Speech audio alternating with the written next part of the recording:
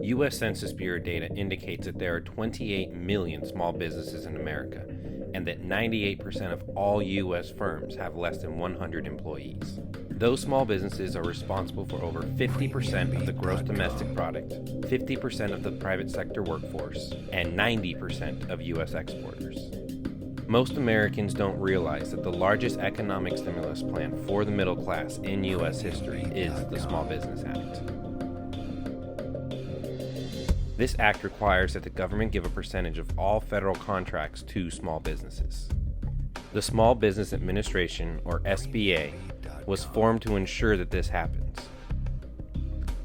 The current small business contracting goal is 23% of the total federal contracts. That's on average. That is supposed to be set aside for small businesses, but in reality, small businesses only get a fraction of that.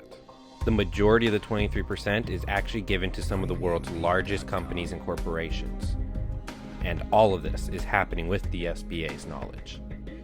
In 1995, Lloyd Chapman was working for a small IT company in California when he stumbled across this. It's all my father's fault.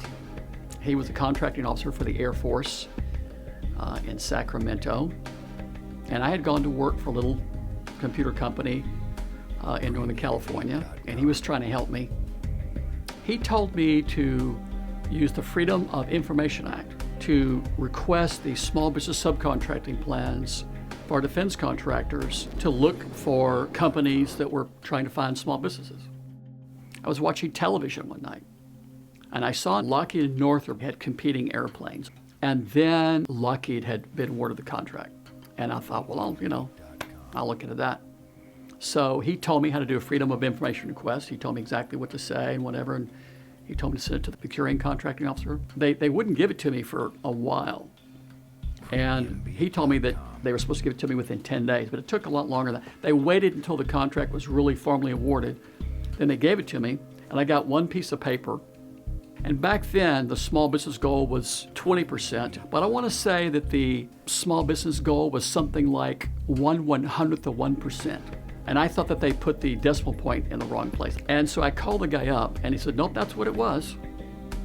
And I was confused because my dad told me it was 20, and he'd give me, by the way, copies of the Federal Acquisition Regulation, the FAR. And so I saw it was 20%. And so once I confirmed with the contracting officer at the Air Force that it was, 1/10 of a percent, I thought, well, that's not right. And so I called Barbara Boxer, who was the representative for California at that time. And she put me in touch with Les Aspin, who I think was chair of the House Armed Services Committee. And very quickly, there was a congressional hearing on the contract. And a couple newspapers picked it up, the Washington Post picked it up. In fact, I've still got that story. Here's the story from 1992 from the Washington Post by Stephen Perlstein. The title is Lockheed's Minority Small Business Subcontracting Record Faulted. It says the Pentagon's biggest new weapons program, the F-22 stealth fighter, is proving to be as invisible to small and minority-owned defense firms as it is to enemy radar.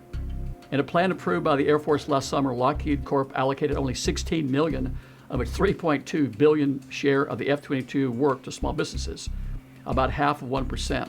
And over here it says, despite the hurdles, Lockheed has offered a fresh proposal that would allocate $517 million to small businesses. I did one FOIA request and maybe made like 4 phone calls. The Air Force and Lockheed allocated an additional $500 million to small businesses.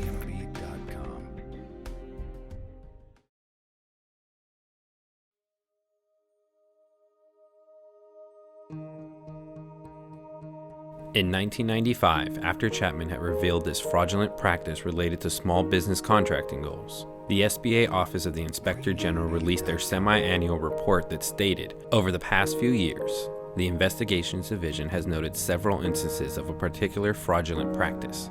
Companies at the Small Business Administration had prohibited from representing themselves as small businesses were continuing to falsely certify themselves as eligible for small business set-aside contracts. To prevent such awards, the Inspector General issued a memo suggesting that the agency periodically generate a list of companies found ineligible to self-certify as small.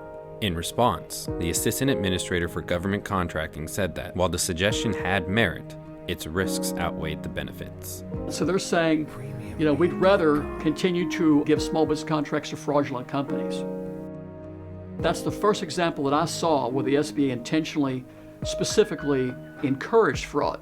And if you don't want to go that far, they certainly took no action to stop it. And here's why. The SBA is a federal agency. The people who work there are federal employees.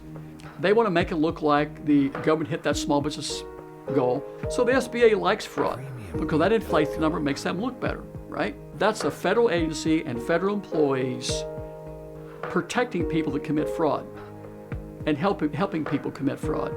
And in doing so, you're cheating the legitimate small businesses, because every dollar that goes to a fraudulent company is a dollar that's not going to go to a legitimate company. And their mission is to fabricate the data, make it look like the government's hitting that 23% goal, not by helping legitimate companies, but by helping fraudulent companies, by protecting fraud.